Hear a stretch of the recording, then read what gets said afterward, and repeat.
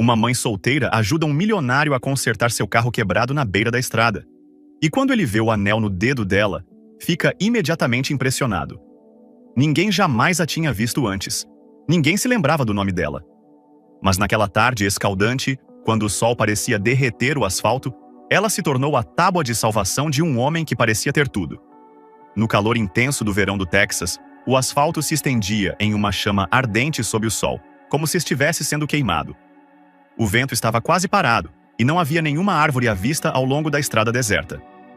O Maserati quattroporte prateado, um símbolo de luxo, parou repentinamente no meio da rodovia 271, e uma fumaça branca começou a sair do capô, um sinal claro de falha no motor.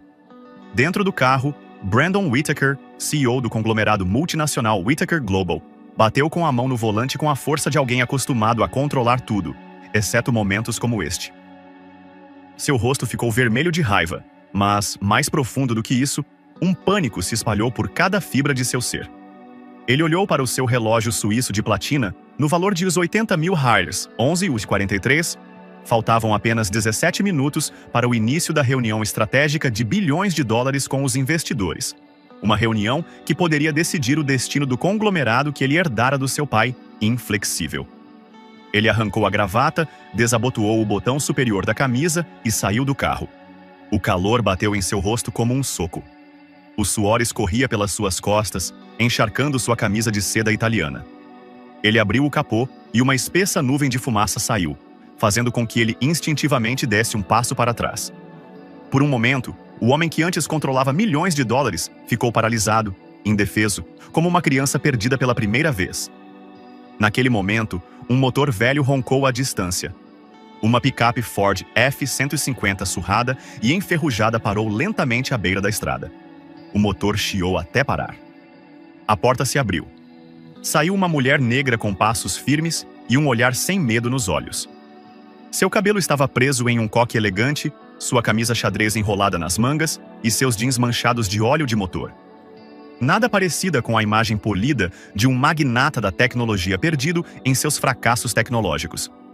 Ela plantou os pés firmemente no chão, a luz do sol refletindo em sua pele morena, fazendo-a brilhar contra o fundo ardente do céu. Ainda com as luvas de trabalho, uma chave inglesa repousava no banco do passageiro. Ela se aproximou de Brandon, avaliando-o como se estivesse inspecionando uma máquina velha, e então perguntou secamente: "Carro quebrado?" Brandon franziu a testa, instintivamente dando meio passo para trás.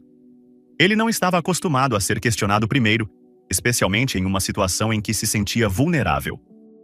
Essa mulher era Rachel Monroe, uma mecânica bem conhecida na região e mãe solteira a caminho da oficina depois de pegar peças para o caminhão de um cliente. Mas Brandon não sabia disso. Para ele, ela era apenas uma estranha que apareceu na hora errada, ou melhor, na hora perfeita para desafiar seu orgulho.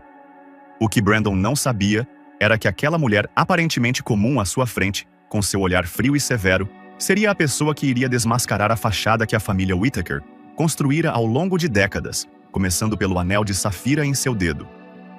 Brandon estreitou os olhos, um olhar de ceticismo e irritação surgindo em seu olhar, ao perceber que a mulher, à sua frente, não estava nem um pouco intimidada por sua aparência poderosa e roupas de grife. Ele estava acostumado a acenos educados, sim senhor, respeitosos e sorrisos lisonjeiros de funcionários, parceiros e até mesmo da mídia.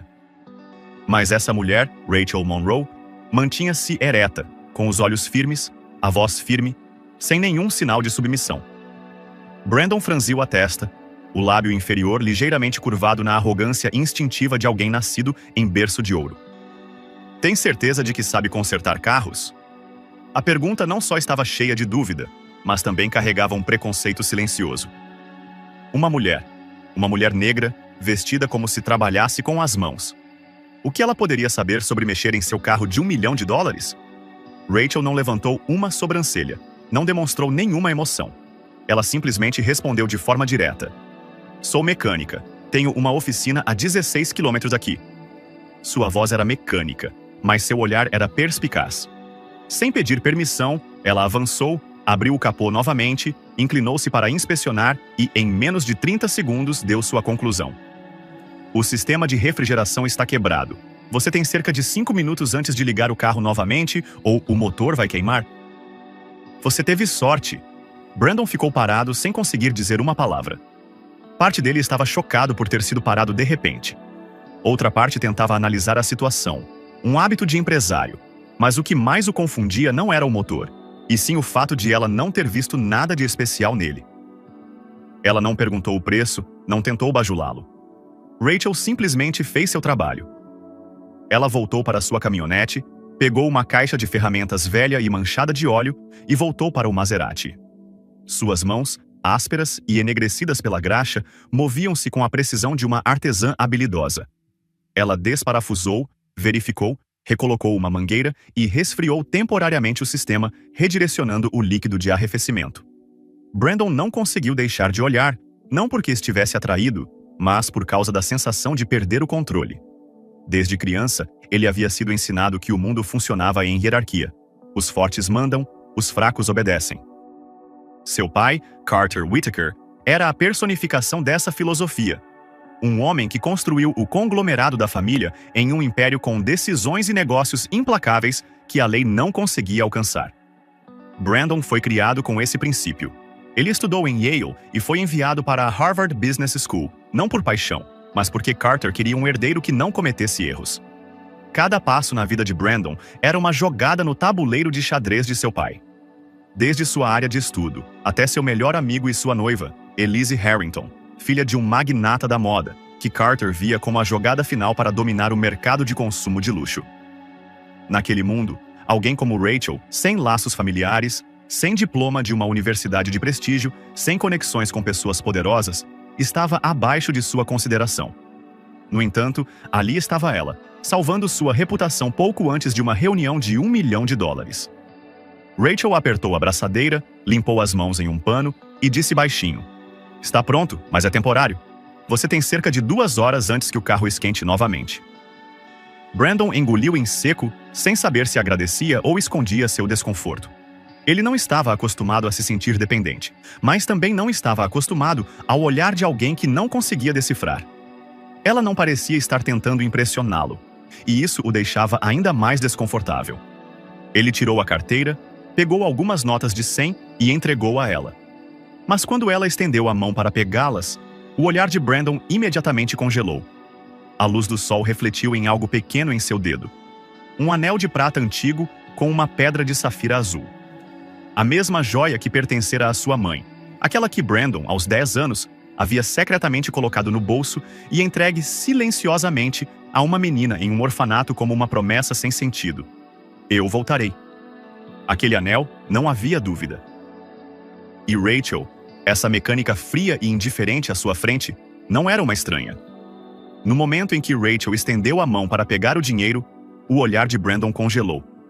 As notas de $100 em sua mão pareciam ter desaparecido de sua consciência quando a luz refletida em um pequeno objeto em seu dedo despertou uma tempestade de memórias esquecidas que dormiam há 20 anos. O anel, uma fina aliança de prata com um design clássico e uma safira azul profunda, era inconfundível. Os olhos de Brandon se arregalaram. Seu coração batia fora do ritmo da respiração. Aquele era o anel que sua mãe havia deixado antes de falecer de câncer, quando ele tinha apenas 9 anos. O mesmo anel que ele havia dado a uma menina no orfanato sob o velho carvalho, como uma promessa de que voltaria, de que não a esqueceria. Um pequeno presente, mas sagrado no coração de uma criança solitária no meio do mundo frio da elite. E agora estava na mão da mulher que ele tanto duvidava e desprezava, Rachel Monroe. Brandon ficou paralisado, incapaz de pronunciar uma palavra. Seus olhos rapidamente passaram do anel para o rosto de Rachel, procurando desesperadamente por traços da menina de tanto tempo atrás. Havia algo familiar. Aquele olhar, aquelas maçãs do rosto, aquela postura ereta. Mas o tempo havia transformado aquele rosto infantil em uma mulher madura e experiente, com um olhar endurecido de alguém que não esperava mais que ninguém voltasse. Esse anel? Brandon gaguejou com a garganta seca. Onde? Onde você conseguiu isso? Rachel hesitou por um momento, instintivamente fechando a mão em torno do anel, como se algo em seu olhar a tivesse exposto. Foi deixado pela minha mãe, ela respondeu brevemente, sem tirar os olhos de Brandon. Mas por baixo desse olhar havia uma camada de defesa indecifrável. Por que há um problema? Brandon abriu a boca para dizer algo, mas congelou. Como poderia dizer que era o menino de tantos anos atrás? Aquele que colocara aquele anel em sua mão? Como poderia admitir que a esquecera? Tinha deixado para trás sua promessa no orfanato de entrar em um mundo de reuniões de acionistas, jantares com caviar e Dom Perignon, relacionamentos arranjados e caminhos pavimentados com poder. Ele nunca tinha voltado. Nunca. Por trás da aparência polida, sob o terno perfeitamente alfaiatado, estava um Brandon Whittaker, que sempre fora controlado por seu pai como um peão. Carter Whittaker nunca deixara as emoções interferirem em suas decisões estratégicas. No dia em que Brandon visitou secretamente o orfanato para brincar com uma menina, seu pai cortou o financiamento do local, forçando-o a fechar por motivos financeiros obscuros. Sem aviso, sem explicação clara. Tudo desapareceu como se nunca tivesse existido, incluindo a menina com o anel de safira no dedo. Naquela época, Brandon era apenas uma criança. Ele não entendia por que não podia voltar e, com o tempo, esqueceu. Sob a orientação rígida do pai, ele enterrou essa memória no fundo da mente em troca do reconhecimento para se tornar o homem que Carter queria. Agora, essa memória ressurgiu como uma faca, não apenas cortando sua consciência, mas também acendendo um medo. Ela poderia saber mais do que apenas o anel. Brandon deu um passo para trás, respirou fundo e tentou estabilizar a voz. Desculpe, é que parece muito familiar. Rachel apertou os lábios, sem dizer nada. Ela deu um passo para trás, enfiou o dinheiro no bolso da calça jeans e se virou para caminhar em direção à sua caminhonete. Se seu carro quebrar de novo, vire à esquerda na Aurora City, disse ela sem virar a cabeça. Minha oficina fica atrás da placa de madeira velha. Brandon ficou parado, sem tirar os olhos das costas de Rachel. Ele não tinha certeza do que tinha acabado de acontecer, mas no fundo sabia que não era apenas um concerto de carro aleatório. Ele tinha acabado de tocar em um passado que pensava ter desaparecido, e isso deixou uma marca com um anel. O Maserati prateado partiu, deixando um rastro fino de poeira na estrada deserta, o rugido do motor desaparecendo no calor opressivo do meio-dia do Texas. Rachel ficou parada ao lado de sua velha caminhonete, a mão ainda segurando o pano sujo que acabara de usar para limpar as mãos. Uma brisa suave passou, mas não foi suficiente para refrescar o calor escaldante que parecia derreter tudo, incluindo as memórias que estavam adormecidas dentro dela há 2 décadas. Ela levantou a mão e tocou suavemente o velho anel de prata, a única joia que usara em toda a sua vida. A pequena safira brilhava ao sol, mas aos olhos de Rachel não era mais apenas uma joia. Era uma promessa que havia sido quebrada. Ele não se lembra de mais nada, ela sussurrou, seu olhar seguindo a nuvem de poeira que se dissipava, assim como quando ele partiu. 10 minutos depois, Rachel entrou em sua caminhonete, sem pressa. Ela sabia que havia perdido o prazo para entregar peças a um cliente, mas não se importava mais. O retorno inesperado de Brandon Whittaker não era uma brisa passageira. Era uma tempestade oculta, despertando a cicatriz que ela tentara enterrar sob a pele endurecida de uma mãe solteira. Uma mecânica que parecia preocupada apenas com velas de ignição, óleo e ganhar dinheiro suficiente para mandar a filha para a escola. Sua filha, Naomi, de 13 anos, um anjo gentil e inteligente que nunca conhecera o pai e nunca perguntara por ele. Rachel nunca lhe contara sobre o orfanato, sobre o menino que uma vez lhe dera esse anel, que sussurrara. Eu voltarei, prometo. Brandon nunca voltou. Ela não esperou, mas nunca tirou o anel. Não porque ainda o amasse, mas porque nunca o perdoara. De volta à pequena oficina na periferia de Aurora City, uma cidade moribunda no coração do Texas, onde mais pessoas partiam do que chegavam, Rachel desligou o motor e lentamente levantou a pesada porta de metal. Lá dentro, o cheiro de óleo de motor e metal quente enchia o ar como se fosse parte do seu corpo. Na pequena sala nos fundos da oficina, que antes era um depósito e agora era uma sala de estar e quarto improvisados, uma fotografia desbotada estava pendurada na parede cinza. Era uma foto de Rachel aos 12 anos, em frente ao orfanato New Hope, ao lado de um menino branco magro que sorria amplamente. Brandon, disse aquele menino uma vez, o que está quebrado pode ser consertado. Ela acreditou nele. Ela esperou. Mas um dia, os gerentes do orfanato anunciaram que Brandon tinha ido embora para sempre. Ela perguntou por quê. Ninguém respondeu. Apenas algumas semanas depois, o financiamento do orfanato foi cortado e ele foi fechado por falta de condições operacionais. As crianças foram dispersas, enviadas para outros lugares. Rachel foi colocada em um lar adotivo, mas fugiu aos 14 anos, depois de ser explorada como empregada doméstica, sem remuneração pela mesma família. Havia apenas uma pessoa que não a abandonou naquela época. O tio Luther, irmão de sua mãe, um homem quieto que havia sido mecânico no exército e agora vivia recluso na pequena cidade, administrando uma oficina mecânica para sobreviver. Ele acolheu Rachel, ensinou-lhe como viver, como segurar uma chave inglesa, como distinguir o som de um motor engasgado e como apertar parafusos não com força, mas com o tato. Rachel aprendeu rápido e viveu tranquilamente até os 24 anos, quando Naomi nasceu, resultado de um erro numa noite chuvosa com um homem que desapareceu logo depois. Rachel decidiu que nunca mais dependeria de ninguém. Ela reconstruiu a oficina e deu um novo nome: Monroe Auto Works. A placa pintada à mão, simples, sem floreios. Mas quem passava pela cidade sabia que, em caso de problemas com o carro, era para bater na porta da Monroe.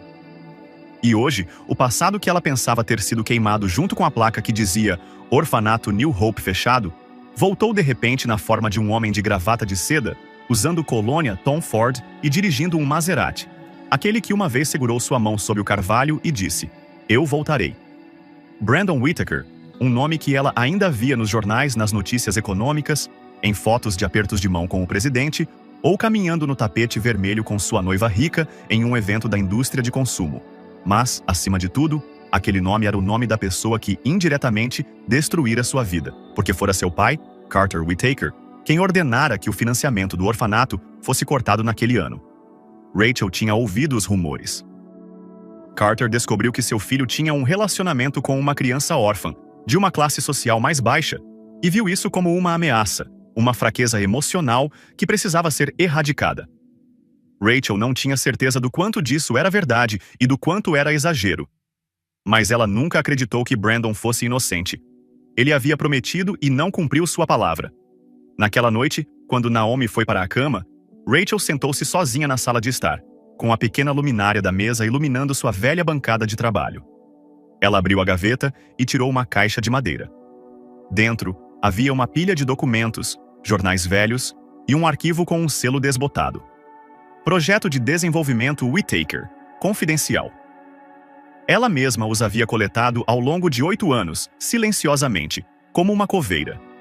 O mapa do terreno onde sua mãe havia morado, agora local do projeto imobiliário Aurora Rising, do grupo Whittaker. O documento anexado dizia: retirada urgente devido ao zoneamento da hidrovia. Propriedade transferida para a Whittaker Holdings, por meio do representante legal, Carter Whittaker, confirmando que não há herdeiros legais.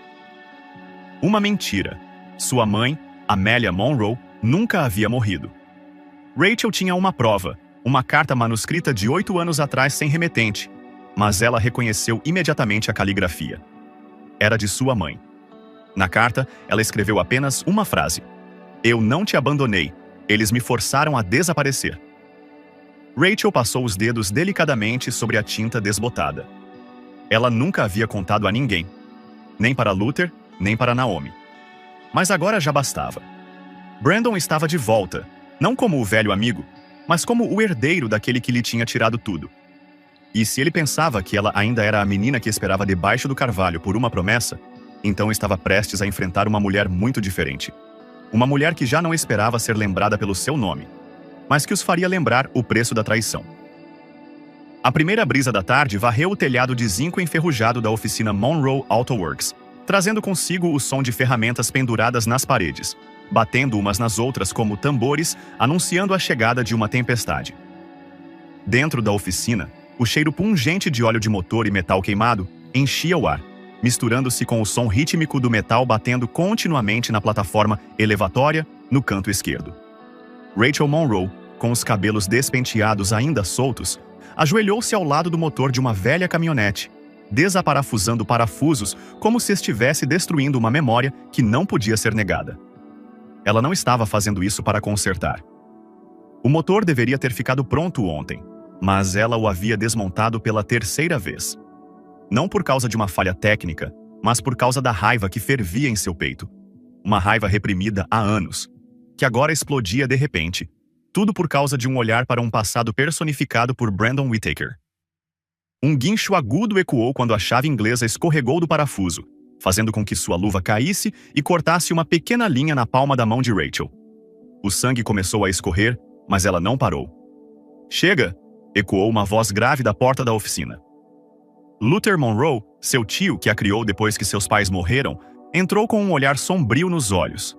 Ele era um homem grande, com o rosto marcado pelo sol, as têmporas grisalhas e as mãos calejadas por anos segurando um martelo. Em sua mão, havia um copo de limonada gelada, ainda pingando condensação. Rachel não se virou. Suas mãos continuaram a remover a cabeça do cilindro como se cada parafuso fosse uma corrente que precisava ser quebrada. "Você está destruindo o carburador", disse ele. Sua voz não era acusadora, apenas carregada de uma profunda preocupação que Rachel não podia fingir não ouvir. Ela fez uma pausa com os ombros tremendo. Então, incapaz de se conter, ela desabou. Lágrimas silenciosas escorriam por suas bochechas, pingando no metal quente. "É o Brandon", ela conseguiu dizer. "Brandon Whittaker?" Ele não me reconheceu, apenas olhou para o anel. Luther congelou. Um breve silêncio tomou conta da oficina. Ele deu um passo à frente e colocou o copo de limonada sobre a mesa de aço e sentou-se ao lado de Rachel. Sem pressa, sem se intrometer. Somente quando ela ergueu o rosto, com os olhos inchados e a voz embargada, ele falou. Ele ficou lá olhando para mim como se eu fosse uma estranha, como se nunca tivesse havido uma promessa, como se nunca tivesse havido uma árvore, um orfanato. Uma tarde em que esperei. Luther olhou para ela, com os olhos cheios de profunda tristeza, e sussurrou. "O menino que prometeu voltar, mas nunca voltou." Rachel assentiu, os lábios apertados, as mãos cerradas com tanta força que ficaram brancas.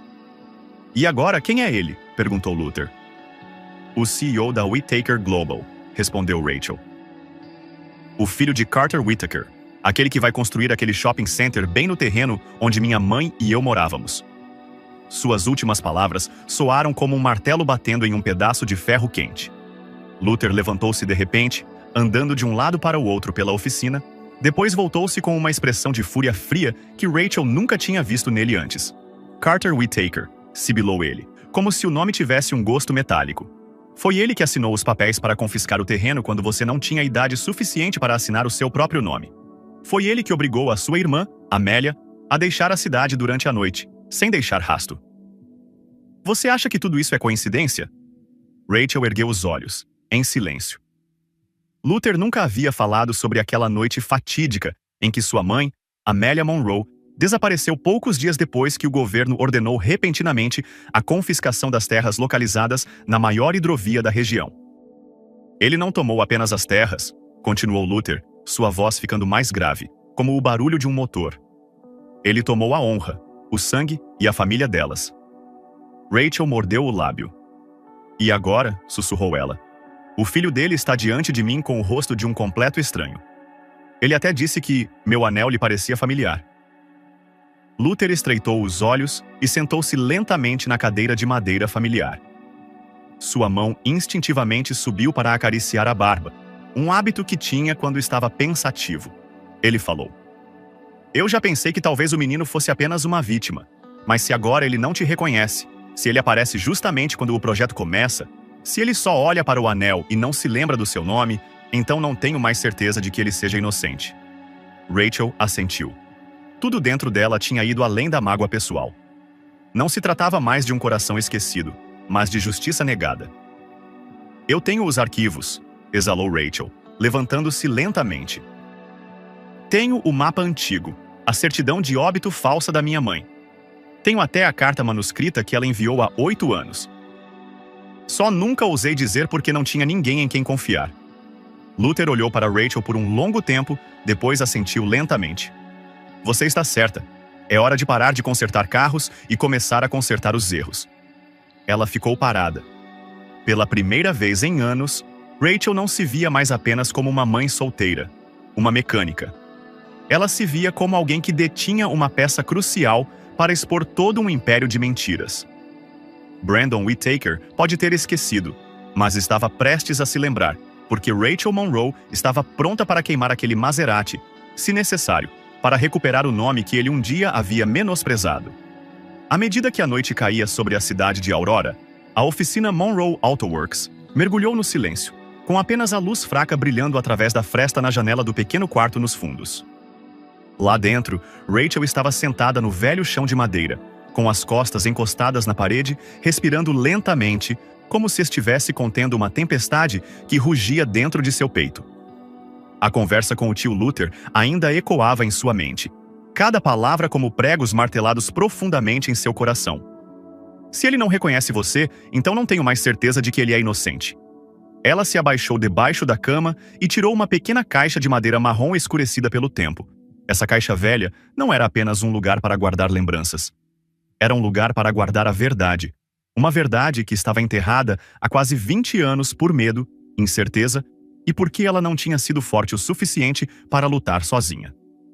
Rachel abriu a tampa. Dentro, tudo estava organizado de maneira meticulosa, como alguém que estava muito familiarizado com guardar segredos faria. A primeira camada estava cheia de recortes de jornais antigos, cortados de revistas de negócios, da seção financeira do New York Observer e algumas fotos impressas de redes sociais. Os artigos traziam manchetes como Brandon Whittaker, o herdeiro ideal do império global Whittaker.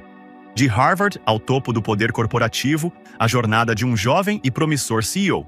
E noivo de Elise Harrington, a união bilionária de duas dinastias.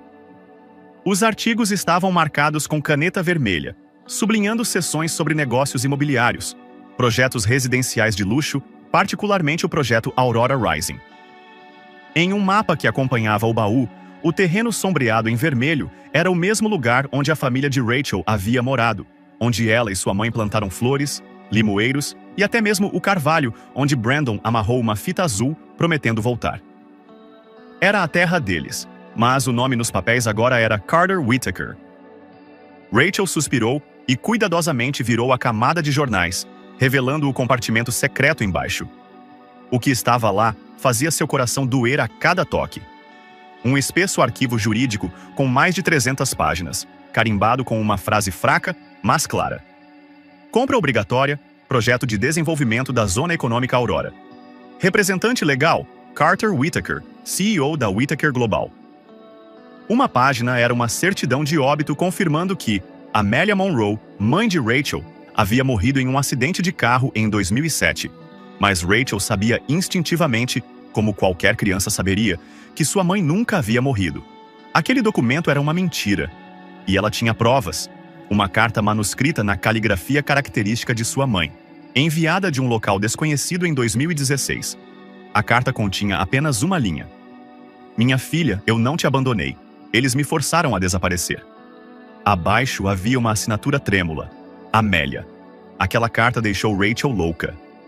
Ela passou semanas comparando a caligrafia, perguntando a Luther, verificando em cartões postais antigos que sua mãe havia enviado. Era ela, sem dúvida. Mas quem eram eles? E por que queriam que sua mãe desaparecesse? A resposta estava no contrato de transferência que ela encontrou através de um velho amigo que trabalhava no cartório de registro de imóveis do condado de Jefferson. Era uma cópia borrada, mas ainda legível.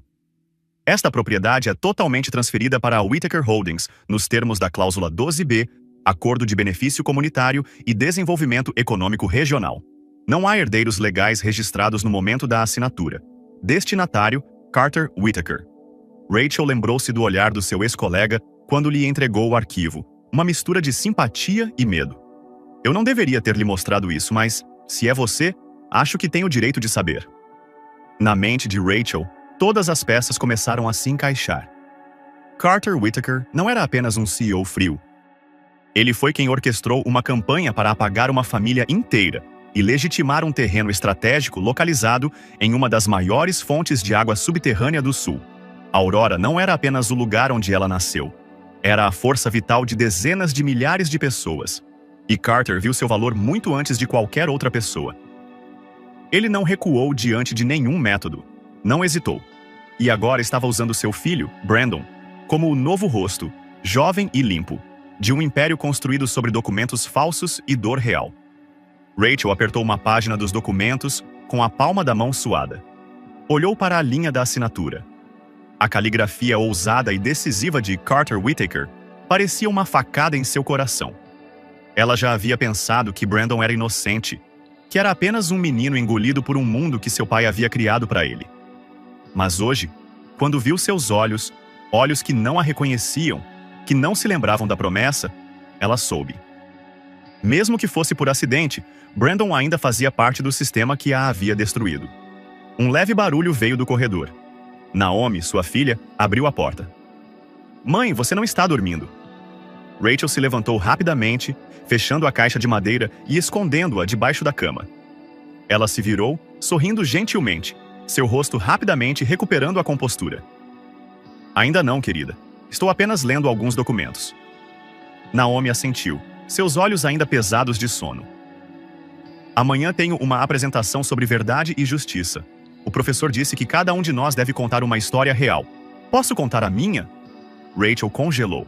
Após uma longa pausa, ela respondeu suavemente: "Contanto que você saiba qual é a verdade, você tem todo o direito de contá-la." Quando Naomi voltou para a cama, Rachel permaneceu imóvel na beira da cama, com os olhos fixos na janela. Lá fora, as luzes da rua iluminavam o velho carvalho que crescia ao lado da loja. A única árvore que restou depois da expropriação de terras há tantos anos, ela sussurrou baixinho. "Eles enterraram minha mãe.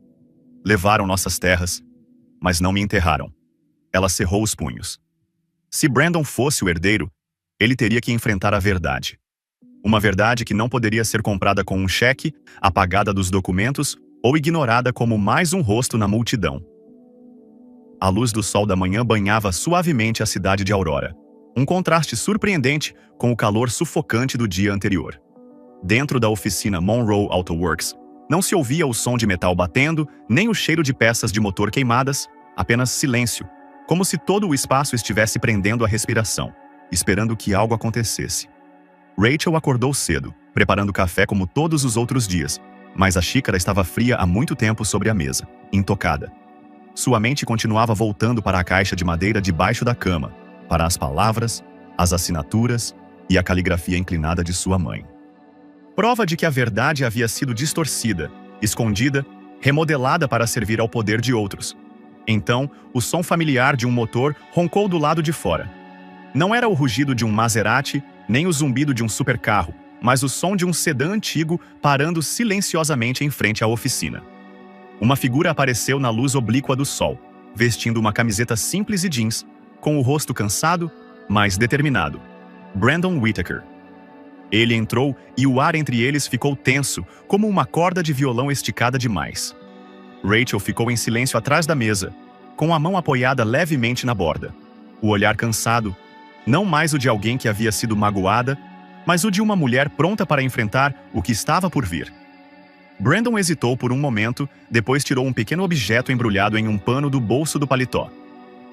"Trouxe isso para devolver", disse ele, desembrulhando o pano para revelar um broche de madeira, em forma de pássaro. Era uma escultura simples, cheia de emoção. A cauda estava ligeiramente lascada e as asas tinham as iniciais R&B gravadas com traços de faca desgastados. Rachel prendeu a respiração. Seus olhos piscaram lentamente. "Foi você quem me ensinou a esculpir madeira", disse Brandon lentamente. "Quando eu era provocado por todos os outros meninos do orfanato por não saber usar uma faca, por não conseguir esculpir nada além de me cortar. Você me deu a primeira faca de escultura. Você me disse que eu não precisava ser forte para cortar fundo, apenas paciente." Ele se abaixou, seus olhos encontrando os dela. "Você me ensinou isso, mas eu esqueci até ontem." Rachel pegou o broche, suas mãos tremendo levemente. A memória, que parecia ter apodrecido, voltou com tanta intensidade que deixou seu corpo dormente. Ela se lembrou das noites em que os dois se sentavam atrás do orfanato, esculpindo madeira com facas como se fosse a única maneira de abafar os gritos dos recém-chegados. Ela se lembrou do raro sorriso de Brandon quando ele disse: "Eu voltarei, prometo." Ela engasgou com as palavras. "Você prometeu que voltaria", sussurrou ela, como se dizer mais alto fizesse a dor explodir. "Mas então você desapareceu, sem palavras, sem cartas, sem sinal." Brandon ficou em silêncio por um longo tempo. Então respondeu com a voz rouca. Eu tentei. Eu juro, eu tentei. Mas meu pai cortou todo o contato. Ele sentou-se na cadeira à sua frente, com a cabeça baixa. Eu não soube até os 17 anos, quando acidentalmente li nos registros de caridade da empresa que o orfanato Nova Esperança teve seu financiamento cortado poucas semanas depois que fui proibido de visitá-lo. Eu não sabia que meu pai estava por trás disso. Achei que o orfanato tinha fechado porque ficou sem dinheiro, porque ninguém se importava. Rachel olhou para ele, seu olhar não mais cheio de ódio como ontem, mas ainda cheio de cautela. Ela respirou lentamente e então falou. Você sabia que o orfanato foi fechado, as crianças dispersas, e eu fui enviada para uma família adotiva, onde tinha que lavar pratos, esfregar o chão e lavar roupa para eles como uma empregada doméstica gratuita? Fugi quando tinha 14 anos e vivi no galpão de Luther por quase meio ano antes de ter coragem de sair. Brandon olhou para ela horrorizado. Rachel, eu não fazia ideia. Sim, você não sabia porque sua vida foi uma série de desconhecimentos cuidadosamente planejados para você. Você estudou em Harvard, teve pais ricos, teve uma noiva, Elise Harrington, escolhida não por amor, mas por riqueza. Você não precisava saber sobre o que foi distorcido, cortado ou destruído para construir um mundo confortável ao seu redor. Brandon ficou em silêncio.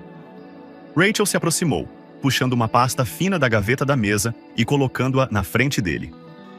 Seus olhos não eram mais os da garota do passado. Eram os olhos de alguém que segurava o julgamento de todo um império de engano. Você sabe sobre o projeto Aurora Rising? Aquele que seu pai está prestes a iniciar. Você sabe em que terreno ele está sendo construído? Brandon olhou para a pasta, folheando as páginas.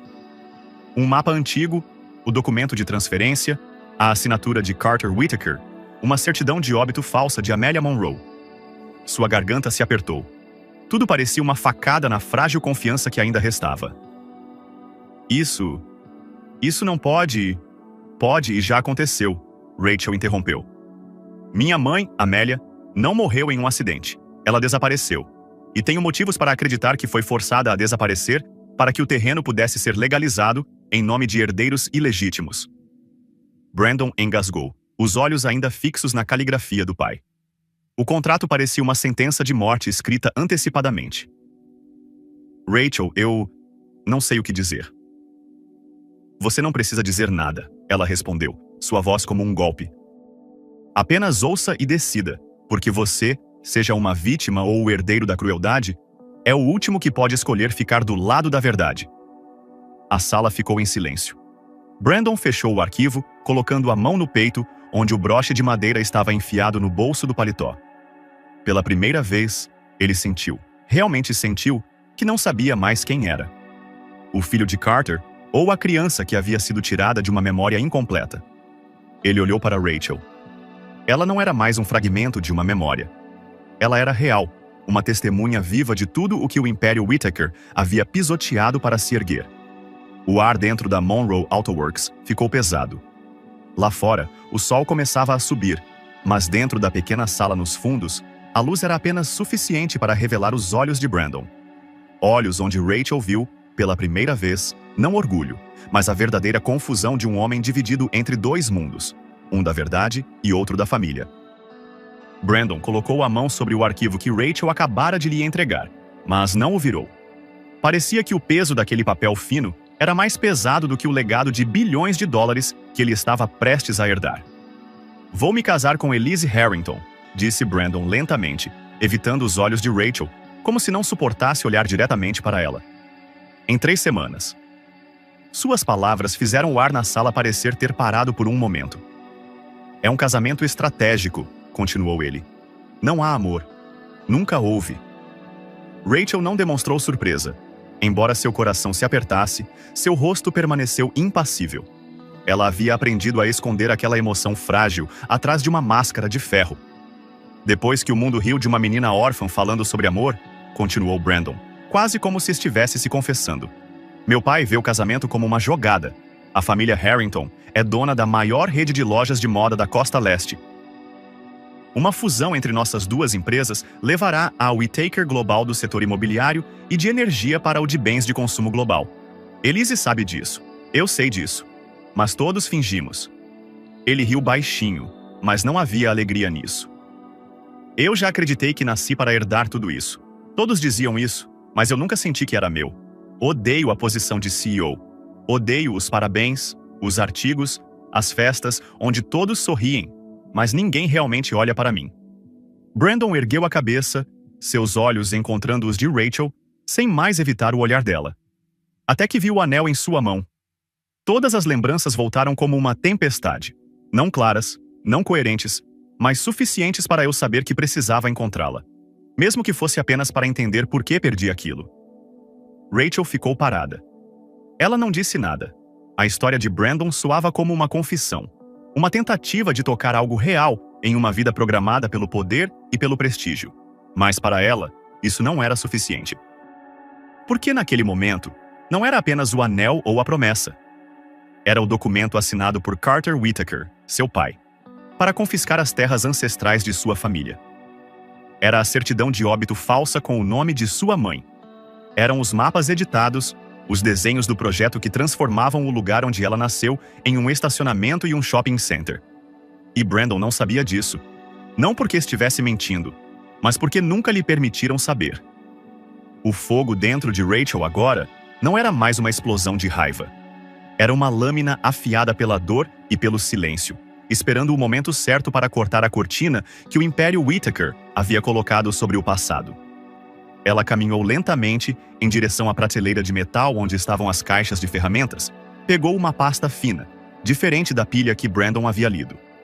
Ela se virou e a colocou sobre a mesa, sem tirar os olhos dele. Você acha que guardei tudo isso só para esperar você me reconhecer?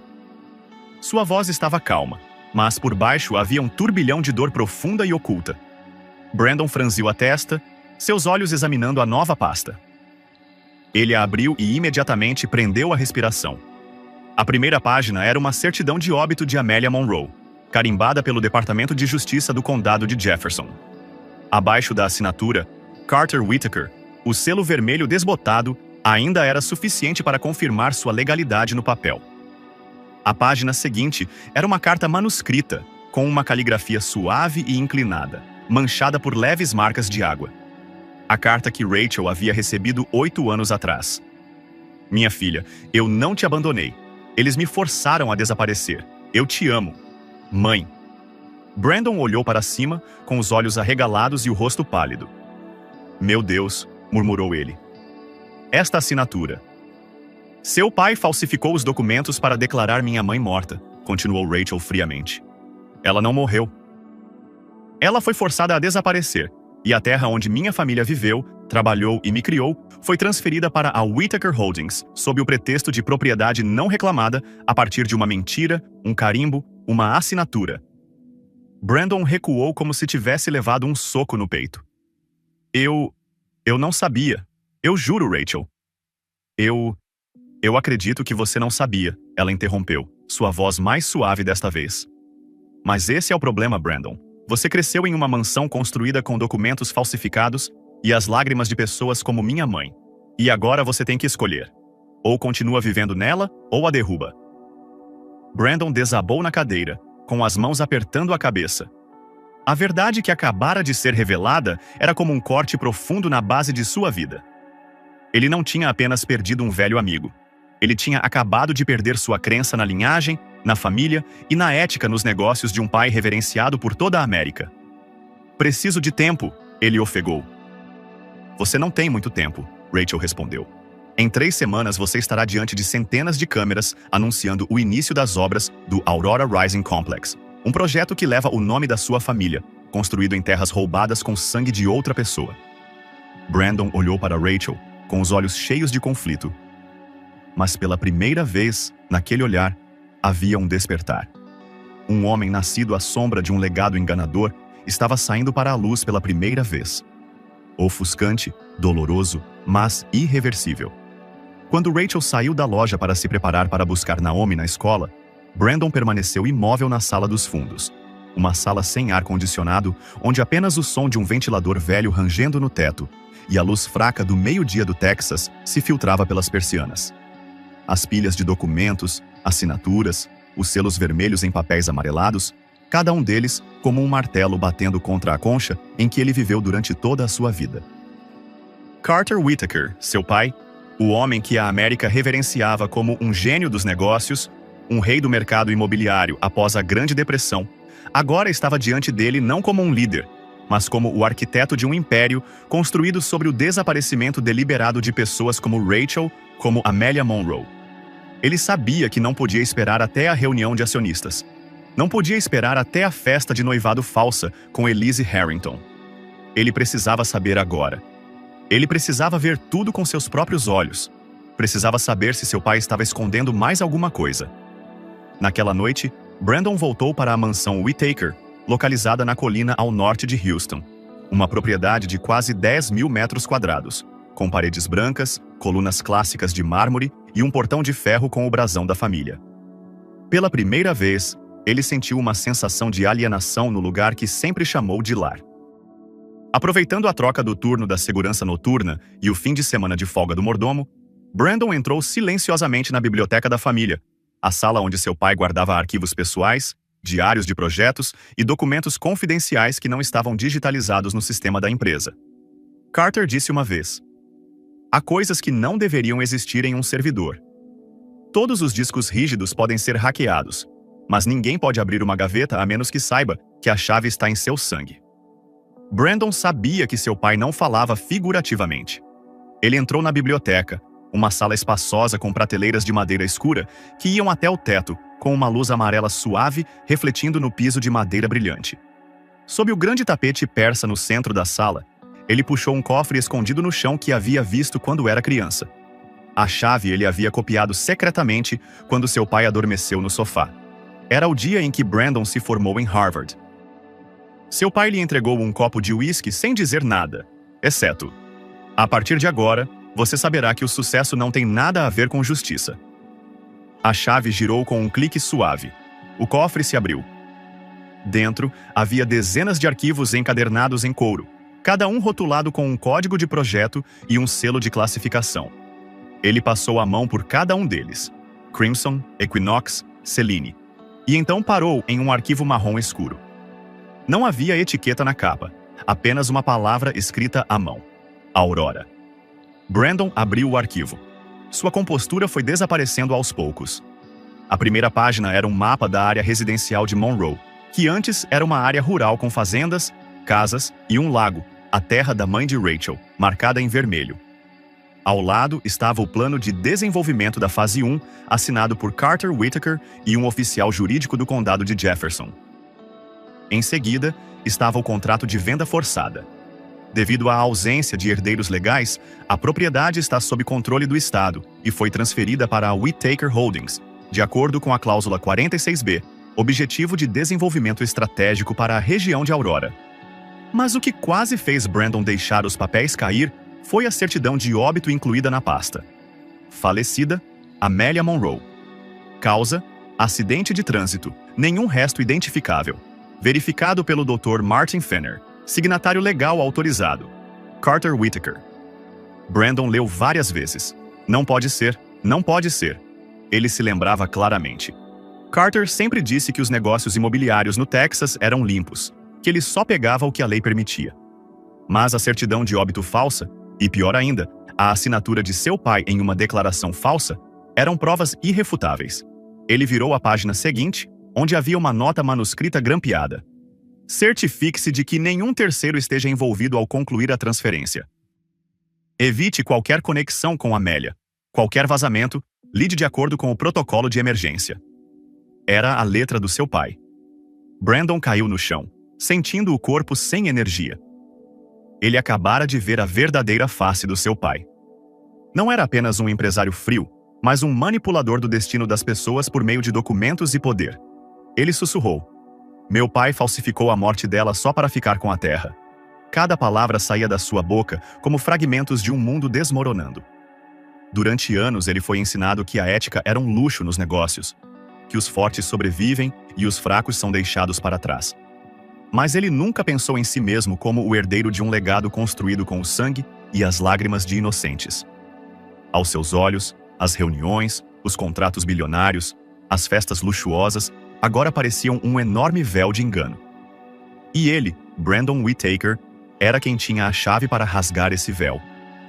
Brandon colocou o arquivo de volta na pasta e trancou o cofre novamente. Ele sabia que não podia deixar isso cair nas mãos de seu pai.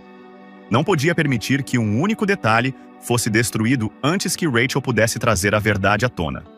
Ele saiu da biblioteca, apagando as luzes. O luar entrava pela janela, projetando sua sombra longa no chão de mármore. E na mansão que ele outrora chamara de lar, Brandon se sentiu mais sozinho e desperto do que nunca. Mas também era a primeira vez que se sentia verdadeiramente vivo. A noite caiu sobre Aurora como uma espessa cortina de veludo, envolvendo a pequena cidade num silêncio denso. Mas dentro da velha garagem, Monroe Auto Works, o ar fervilhava como uma tempestade contida, à espera de explodir. Rachel estava sentada no meio das pilhas de papelada espalhadas pela mesa de metal, com a luz fluorescente a piscar acima dela, mal se aguentando. À sua frente estavam todas as provas que ela e Brandon tinham reunido nos últimos 2 dias.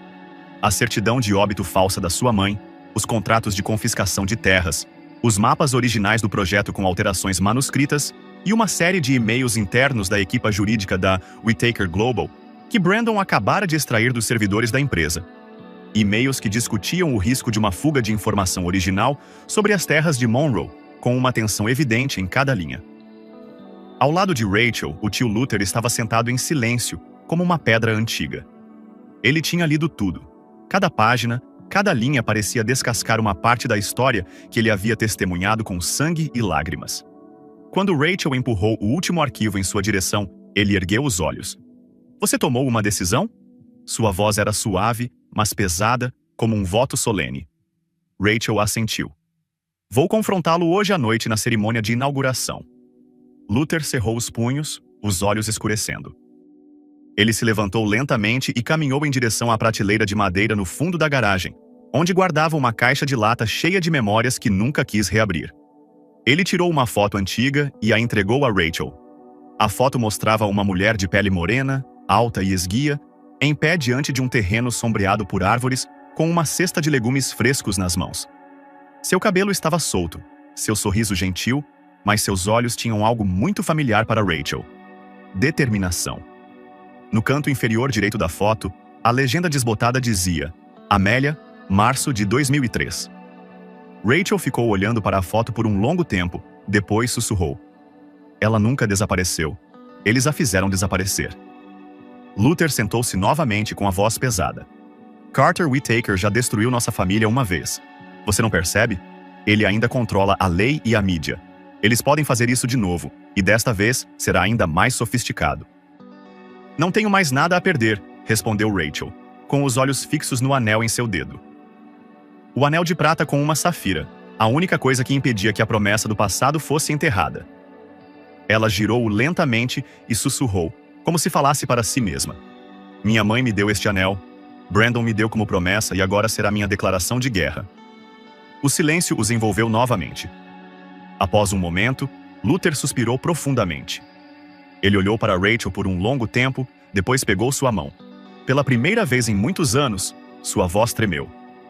"Se você realmente fizer isso, precisa entender que não é a justiça que foi violada, mas pessoas dispostas a fazer qualquer coisa para proteger mentiras. Elas não distorcem apenas documentos, elas distorcem memórias." Rachel olhou para ele.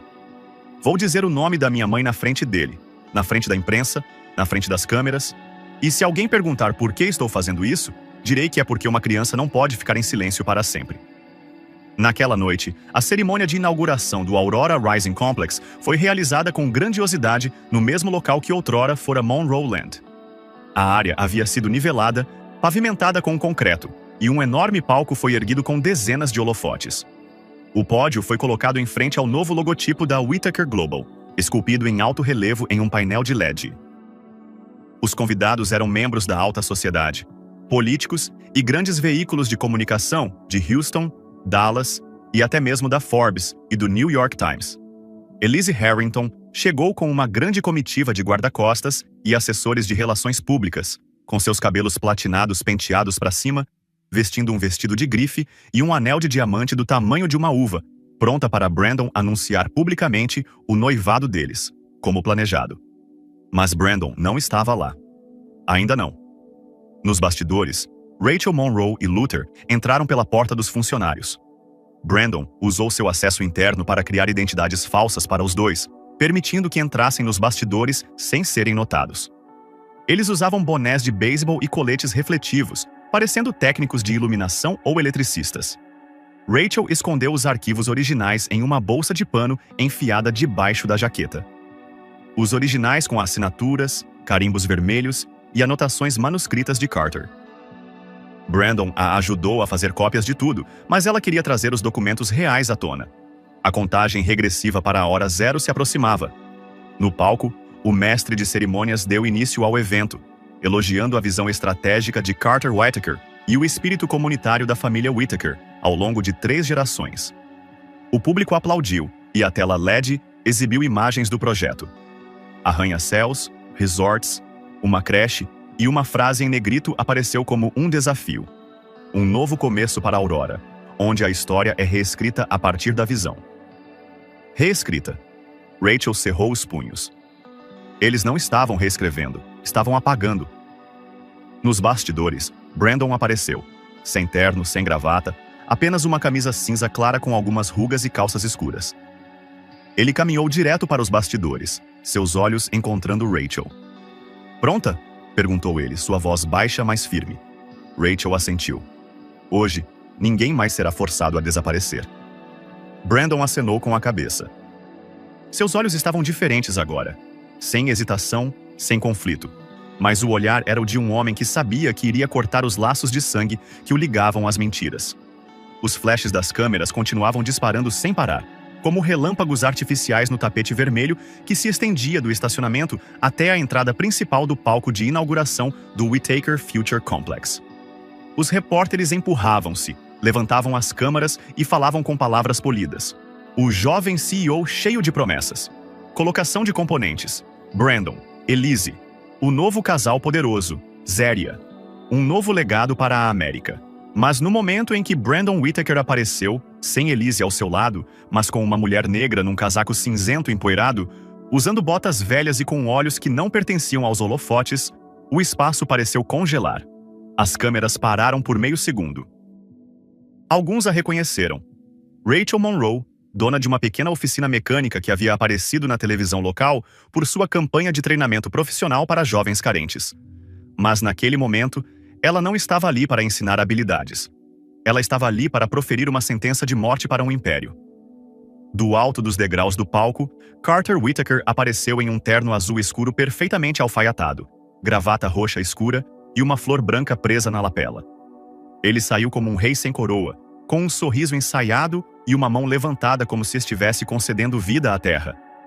Ele avistou Brandon e congelou. Seu olhar penetrante se transformou em suspeita, depois em raiva. "Quem você trouxe aqui?" A pergunta não foi alta, mas carregava o peso de um soco dado diretamente no coração do evento. Brandon permaneceu firme. "Aquele que conhece melhor a terra que você roubou." Um silêncio ecoou sob a música da cerimônia de abertura.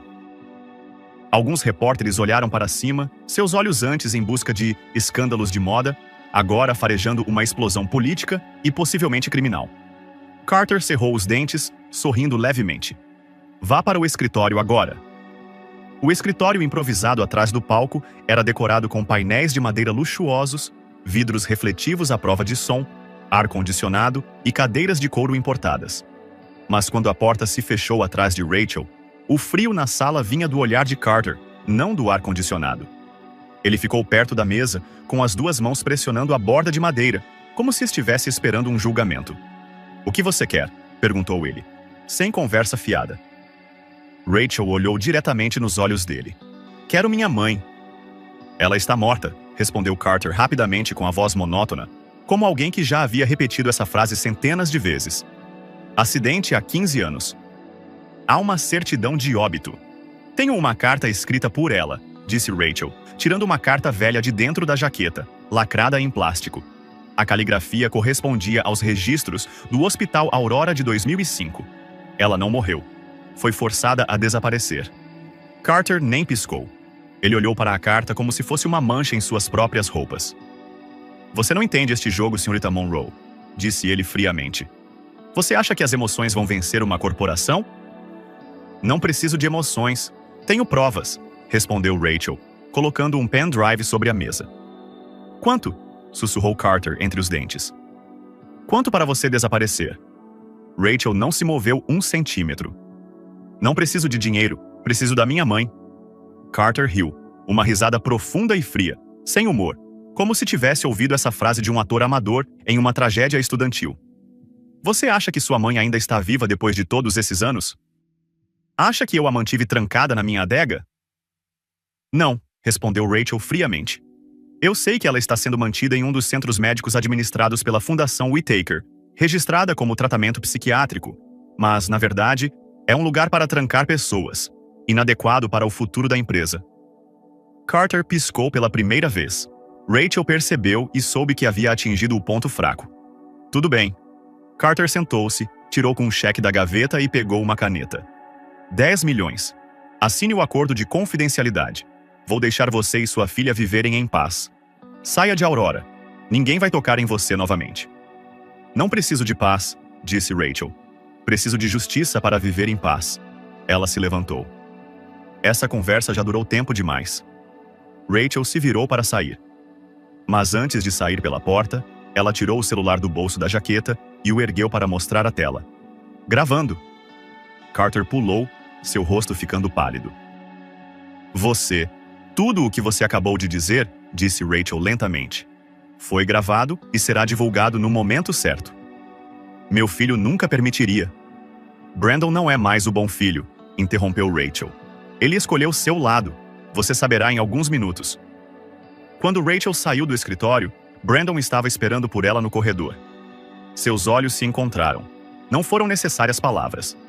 Rachel entregou-lhe a pen USB. Brandon acenou com a cabeça. Tudo estava em ordem.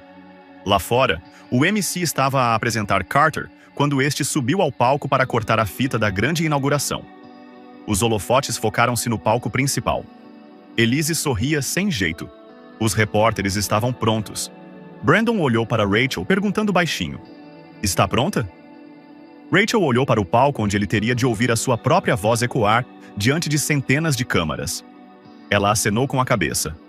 Agora ele vai saber. Ele não pode silenciar uma mulher com um pedaço de papel e uma ameaça.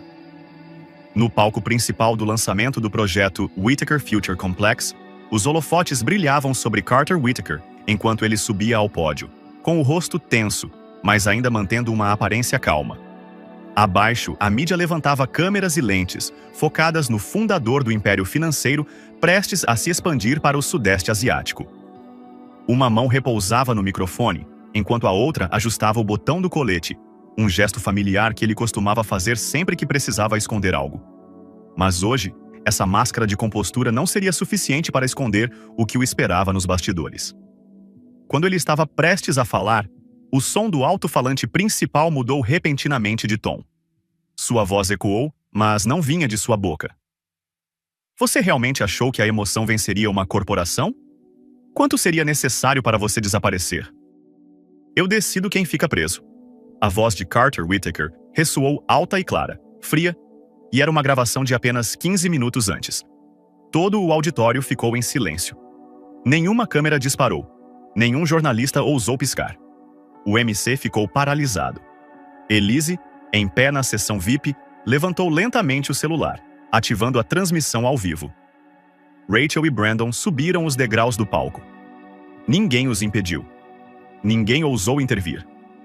Carter se virou com o rosto pálido, como se tivesse acordado de um sonho alimentado pelo poder. Ele gritou com o filho, mas Brandon apenas olhou nos olhos dele. Desta vez, não mais se dirigindo a ele como pai. Não posso mais esconder isso, disse Brandon, com voz grave, mas firme. Não apenas porque sua mãe foi injustamente presa por 20 anos, mas por causa de todos os outros que foram enterrados em nome do desenvolvimento por você. Carter deu um passo à frente, com a mão levantada para desligar o microfone, mas Rachel o impediu. Você ousa? Brandon olhou para ele. Não sou mais o herdeiro obediente, disse ele. Sou aquele que quer acabar com esta dinastia construída com o sangue de outros. Elise, ainda parada na beira do palco, observava tudo pela lente do celular. Sua transmissão ao vivo estava chegando a mais de 300 mil espectadores, e o número aumentava a cada segundo. Ela sussurrou: "Parabéns, Carter." O show acabou. Rachel deu um passo à frente, com a voz calma e resoluta. "Minha mãe disse uma vez: existem mentiras tão grandes que as pessoas estão dispostas a matar para mantê-las em segredo. Mas um dia, essas mentiras se quebrarão sob o peso da verdade. Hoje é esse dia." Ela olhou para Carter, agora pálido como uma concha sem vida. "Você achou que poderia apagar um nome, mas esqueceu que pessoas como eu não desaparecem. Apenas esperamos o momento certo para voltar e recuperar cada centímetro de terra, cada memória, cada pessoa que você enterrou viva com suas leis." A onda de choque não havia parado. No palco principal da inauguração do Whitaker Future Complex, em meio às luzes piscantes e aos microfones trêmulos nas mãos dos repórteres, um império desmoronou diante dos olhos do público, mas o que acabara de acontecer era apenas a primeira camada de um abismo sem fundo. Brandon Whitaker ficou imóvel. Seu corpo parecia congelado diante da presença de Amelia Monroe, a mulher que acabara de voltar dos mortos e mãe de Rachel, e que, por toda a lógica, não poderia não ter relação com ele. Carter, parado não muito longe dele, estava pálido, mas seus olhos escureceram como os de um animal encurralado. Ele sabia que o momento de silêncio havia acabado. Diante de centenas de lentes, dezenas de testemunhas e uma internet explodindo lá fora, a verdade não podia ser engolida de volta. Brandon se virou para encarar seu pai, sua voz sufocada como a primeira brisa de Paul, entrando furtivamente em uma casa vazia. "Por quê?" Uma pergunta simples, mas dentro dela estava toda a fratura da confiança, da família, do nome que ele carregara por toda a vida. Carter respirou fundo, soltou o aperto no pódio e se ergueu, como se estivesse voltando a um antigo papel. O mestre dos fantoches controlando tudo das sombras. "Porque é a maior fonte de água subterrânea do estado", disse ele, com a voz calma como se estivesse apresentando um relatório financeiro. "Ela fica sob as terras da família Monroe, a única região não explorada, não invadida por empresas privadas de extração de água subterrânea." Ele olhou para Rachel, depois para Amélia, que tremia ao lado da filha. "Vale bilhões. Para alguns, é apenas um curso de água. Para mim, é o futuro. O poder que ninguém ousa tocar." Brandon deu meio passo para trás como se uma pedra tivesse caído em seu peito, mas Carter não parou. Ele se virou para Brandon, seus lábios se curvando em um sorriso cruel. "E você, Brandon? Você não é meu filho." Todo o salão pareceu parar de respirar. Sussurros, câmeras, flashes, tudo sufocado em um vácuo de choque.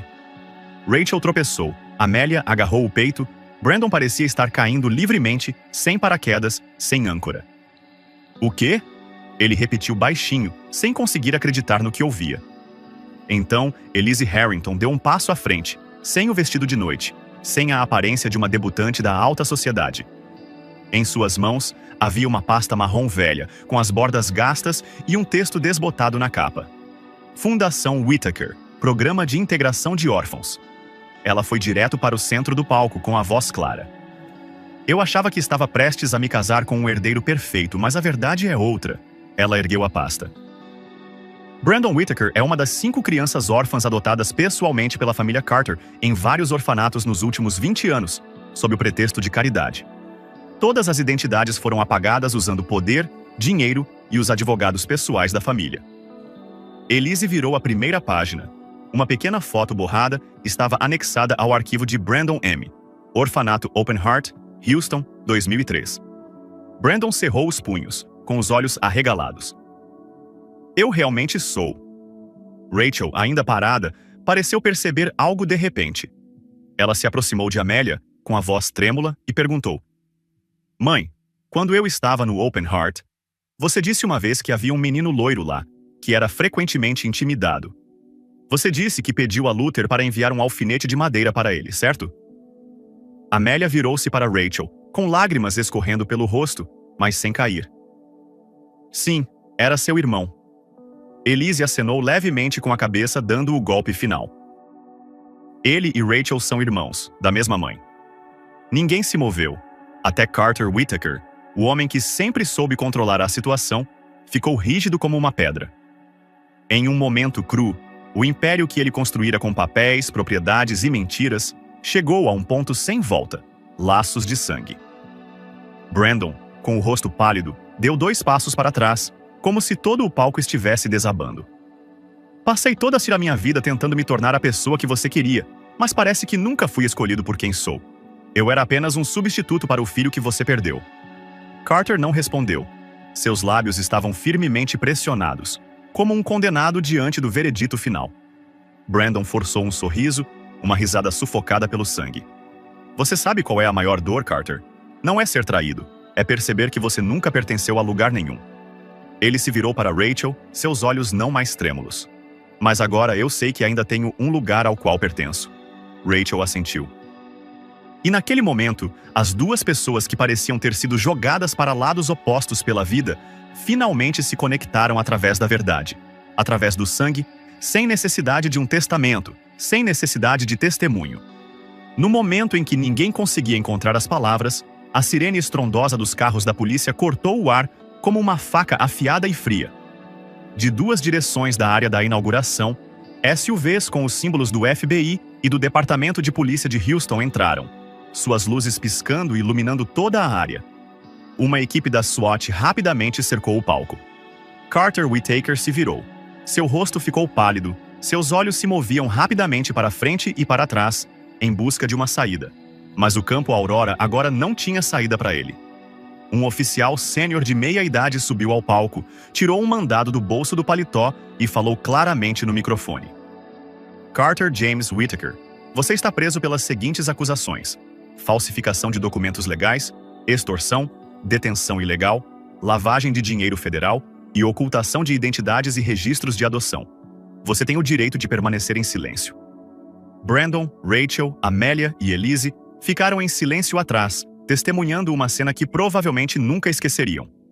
O homem que outrora detinha poder sobre a lei, a mídia e o destino de milhares, agora algemado sob o olhar da opinião pública. Carter ainda não havia falado, mas seus olhos agora não mais demonstravam autoridade. Estavam vazios como um fantasma que havia perdido seu nome. A imprensa imediatamente se aglomerou. Câmeras de televisão capturaram toda a cena. A transmissão ao vivo de Elisa ultrapassou 3,2 milhões de visualizações, tornando-se tendência nacional em menos de 1 hora. 48 horas depois, os Estados Unidos estavam em polvorosa. As primeiras páginas do New York Times, do Washington Post, da CNN e até mesmo dos jornais locais gritavam com manchetes: Império Whittaker exposto, detenção ilegal e escândalo de apropriação de terras. A ascensão da família Monroe. Vítima se torna testemunha e traz justiça à tona. Brandon Monroe, o herdeiro sem o sangue dos Whittaker, se manifesta: não carrego mais o nome de um fraudador. Em uma coletiva de imprensa realizada 3 dias depois, Brandon anunciou que estava renunciando ao nome Whittaker e recuperando oficialmente seu nome de nascimento, Brandon Monroe. Ele confirmou com documentos autenticados nos registros originais do orfanato Open Heart que sua identidade, outrora apagada, estava agora totalmente restaurada. Ele ficou ao lado de Rachel e Amélia, falando para centenas de jornalistas. Meu pai não era Carter Whittaker. Minha família não foi construída com base no poder, mas na perda, na dor e na verdade. A partir de hoje, sou Brandon Monroe, e estou aqui para dizer que a verdade sempre encontra seu caminho de volta. O projeto Aurora Rising foi permanentemente suspenso. Todos os contratos de investimento foram rescindidos dentro de 72 horas após o incidente. O Comitê Nacional de Supervisão de Investimentos iniciou uma investigação federal sobre as empresas satélites da Whittaker Global. Uma lei de emergência foi aprovada pelo estado do Texas, exigindo uma revisão de todas as transações imobiliárias forçadas nos últimos 20 anos, especialmente aquelas com assinaturas ou vestígios de Carter Whittaker. E a terra da família Monroe. 6 semanas depois, Brandon e Rachel assinaram conjuntamente uma transferência das terras de Aurora para criar uma área de preservação comunitária chamada Amelia's Haven, um espaço que preserva as preciosas fontes de águas subterrâneas e foi projetado como um parque ecológico, mantendo intacta a história de uma comunidade esquecida. No antigo terreno da inauguração, foi criada uma escola profissionalizante gratuita, o Monroe Institute for Youth Futures, que atende pessoas de cor imigrantes e órfãos outrora negligenciados pelo sistema. Luther Monroe, apesar da idade avançada, foi convidado para ser o diretor honorário, supervisionando a formação profissional em maquinaria, mecânica e engenharia para a nova geração. Amelia Monroe, após 20 anos enterrada viva pelo sistema, teve o seu estatuto legal totalmente restaurado. Uma decisão do Tribunal Federal confirmou que a certidão de óbito, assinada por Carter, era fraudulenta e que o seu confinamento numa instituição médica durante 2 décadas foi considerado uma grave violação dos direitos humanos. No memorial pela devolução das terras, ela fez um breve discurso emocionado. Eles podem ter falsificado minha morte, mas não puderam matar minha memória. Não puderam enterrar uma mãe que queria encontrar seu filho. Toda a área preservada ficou em silêncio, depois explodiu em aplausos tão altos quanto trovões. Carter Whittaker, após a audiência inicial, foi detido sem fiança. O FBI continuou a expandir sua investigação sobre transações em Nova York, Chicago e Miami, onde ele já havia manipulado vários projetos de planejamento urbano. Sua rede financeira clandestina, registros de adoção ilegal e centros médicos de custódia disfarçados de instituições de caridade foram todos revelados. Ele enfrentou mais de 23 acusações federais e pode ser condenado à prisão perpétua sem direito à liberdade condicional. Rachel Monroe, de uma mãe solteira tranquila, tornou-se o novo símbolo da justiça civil. A revista Time a colocou na capa de sua edição de fim de ano com a manchete: "A mulher que derrubou um império". Quando questionada em uma entrevista, ela simplesmente respondeu: "Não preciso ser famosa, só preciso que minha filha cresça em um mundo onde ninguém pode ser apagado com um carimbo".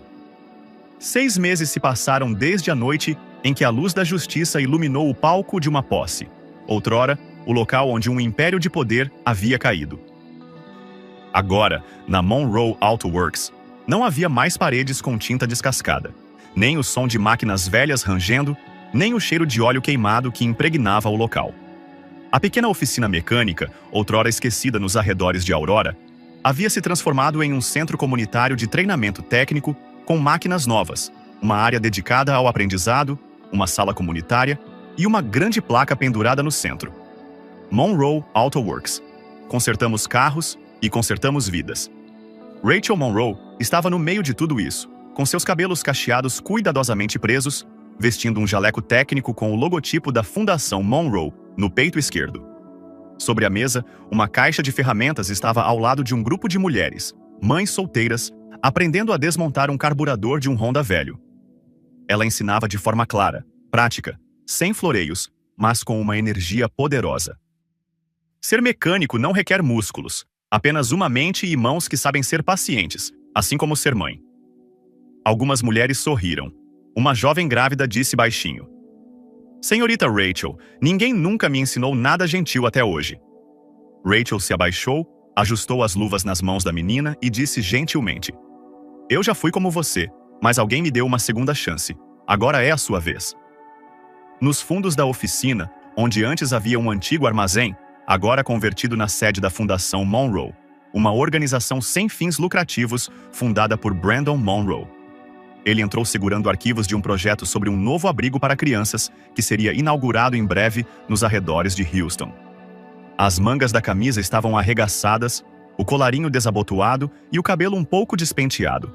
Brandon não era mais Brandon Whittaker, CEO global, mas um homem que rejeitou a fama construída sobre mentiras e escolheu reconstruir sua vida desde o início com seu nome verdadeiro e a verdade. Um funcionário se aproximou. "Brandon, a organização Open Heart acabou de enviar uma lista de 12 órfãos que querem se inscrever no curso profissionalizante que começa no mês que vem." Ele assentiu. "Ótimo. Certifique-se de que as crianças tenham transporte gratuito." Ele se virou para olhar pela janela, onde uma menina de cabelos cacheados estava ocupada fazendo um desenho no concreto com giz. Naomi, filha de Rachel, e agora sua sobrinha. E no meio de tudo isso, conectando tudo, estava Amelia Monroe.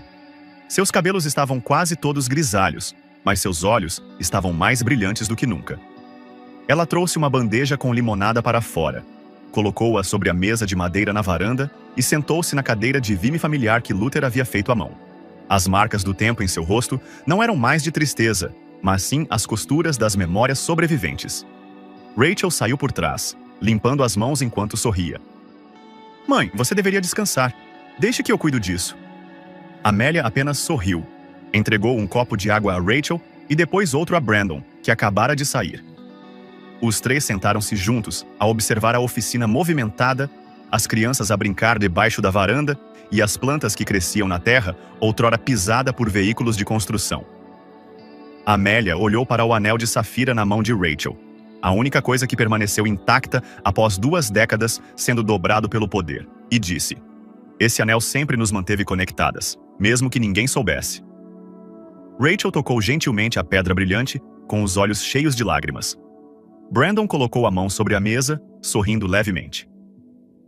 Eu costumava pensar que não pertencia a lugar nenhum, mas, na verdade, o que nos une não é o nome da família, o legado ou a fama. É uma memória que não pode ser apagada, suas promessas que ninguém cumpriu, mas que ninguém jamais esqueceu. Amélia assentiu, com a voz embargada pela emoção. E às vezes, a verdade não apenas nos liberta, ela ressuscita. Ressuscita uma família, destrói um império para reconstruir algo que realmente vale a pena. Eles ficaram em silêncio por um momento, deixando os sons das crianças brincando e o zumbido das máquinas se misturarem como uma sinfonia de reconstrução. Não havia mais nada a dizer. Tudo já estava claro. Naquela tarde, quando o sol começou a lançar um brilho dourado nas paredes recém-pintadas da oficina, Naomi correu para abraçar Brandon. "Tio Brandon, me conte mais sobre a história do entalhador." Ele se abaixou, abraçando-a. "Da próxima vez, ainda tenho que escrever mais uma carta." "Uma carta para quem?" Brandon olhou pela janela, onde fotos em preto e branco estavam coladas na parede do escritório. Imagens de crianças que haviam sido adotadas ilegalmente, perderam seus registros e foram apagadas do sistema. Ele respondeu suavemente: "Para uma criança que não tem ninguém para defendê-la. Para que, quando crescer, saiba que ainda existem pessoas que não a esqueceram." Naquele dia, o céu sobre Aurora parecia ter sido lavado, após uma grande tempestade.